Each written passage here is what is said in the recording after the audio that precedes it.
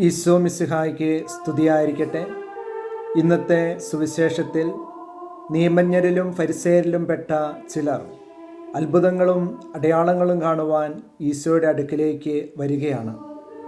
ഇതുപോലെ തന്നെ ഈ കാലഘട്ടത്തിലും ശാന്തിയും സമാധാനവും നഷ്ടപ്പെട്ട ദൈവജനം അത്ഭുതങ്ങളും അടയാളങ്ങളും അന്വേഷിച്ച് ഒരിടത്തു നിന്നും മറ്റൊരിടത്തേക്ക് ഓടിക്കൊണ്ടിരിക്കുമ്പോൾ പച്ചയായ മനുഷ്യൻ്റെ പച്ചയായ വിശ്വാസത്തെ ചൂഷണം ചെയ്യുന്ന വ്യാജപ്രവാചകന്മാരും പ്രസ്ഥാനങ്ങളും ഈ ലോകത്തിൽ വളർന്നുകൊണ്ടിരിക്കുകയാണ്.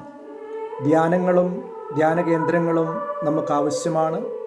ഈ ലോകത്തിലെ ഏറ്റവും വലിയ ധ്യാനകേന്ദ്രമെന്ന് പറയുന്നത് നമ്മുടെ ഇടവക ദേവാലയമാണ്.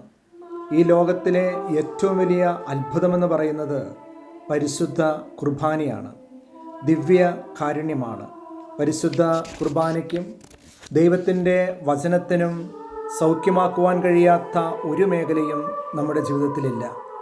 സഹോദര സ്നേഹത്തോടെ, ഹൃദയ നൈർമല്യത്തോടെ ഇടവക ദേവാലയത്തിൽ പരിശുദ്ധ കുർബാനയിൽ പങ്കെടുക്കുമ്പോൾ, ദിവ്യകാരുണ്യ സന്നിധിയിൽ മുട്ടുകുത്തി പ്രാർത്ഥിക്കുമ്പോൾ ഈശോയ്ക്ക് നമ്മുടെ ജീവിതത്തിൽ അത്ഭുതം പ്രവർത്തിക്കുവാൻ സാധിക്കും. ദൈവത്തിന് നമ്മുടെ ജീവിതത്തിൽ അത്ഭുതം പ്രവർത്തിക്കുവാൻ നമുക്കൊരവസരം നൽകാം.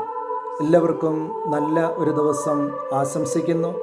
സർവശക്തനായ ദൈവം നിങ്ങളെല്ലാവരെയും സമൃദ്ധമായി അനുഗ്രഹിക്കട്ടെ എന്ന് പ്രാർത്ഥിക്കുന്നു.